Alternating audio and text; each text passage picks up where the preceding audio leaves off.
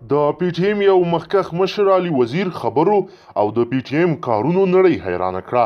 علي وزیر ډېرې حیرانونکې او دردیدونکې خبرې وکړې.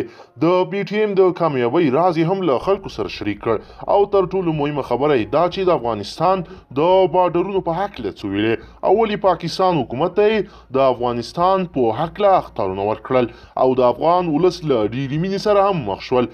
ملګرو راځئ چې علي وزیر څه ویلي دي، د منظور پښتون په هکله څه ویلې. ویډیو تر اخره وګورئ چې په مطلب پوره پوه شئ. قدرمنو لیدونکو السلام علیکم، وخت مو پخیر.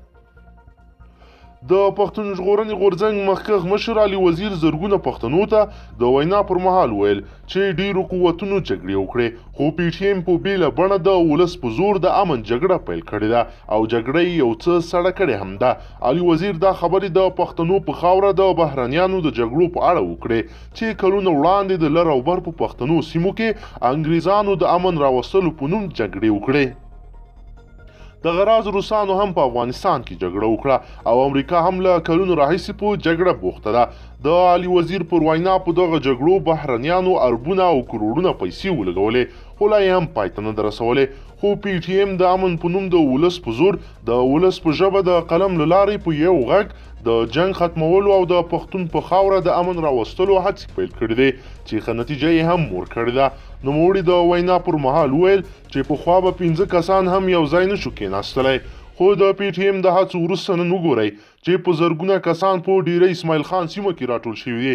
علي وزیر ویل د پی ټی ایم جنگ امن راوستل دي او د دې لاریونونو او احتجاجونو له لارې به د غورځنګ یا د په نوي بڼه جګړه د بهرنیانو د شتون پرته د خپل ولس په لاس وګټي. هغه وویل نورو قوتونو خو د امن په نوم په زرګونو پښتانه شهیدان کړل، کورونه یې ورته بمبار کړل او د خلکو په سرونه یې کاروبارونه وکړل او له مصارفو سره یې د امن ونشو کولی چې راولي. علي وزیر د وینا پر مهال ویلې پاکستانی ریاست دې ژر تر ژره له افغانستان سره هم په لارو کې د تګ راتګ ازادي راولي او سوداګري دې ورسره پراخه کړي، ځکه چې هم یې اړیکو ته ګټه رسیږي او هم د پاکستان حکومت خو ریاست نه غواړي چې ماته پښتون ورور راشي. تا په داسې حال کې ده چې منظور پښتین هم له بندر خلاص شو او هغه هم ډېرې پارونکې خبرې وکړې او منظور لالا بیا ځان په زغر د افغان ثابت کړ او ویلې چې زه افغان یم، زما نیکونه افغانان دي او پاکستان دې دا تریخ حقیقت په ځان ومني، هسې دې ځانونه نه ستړي کوي او ما په دې کوشش کوئ.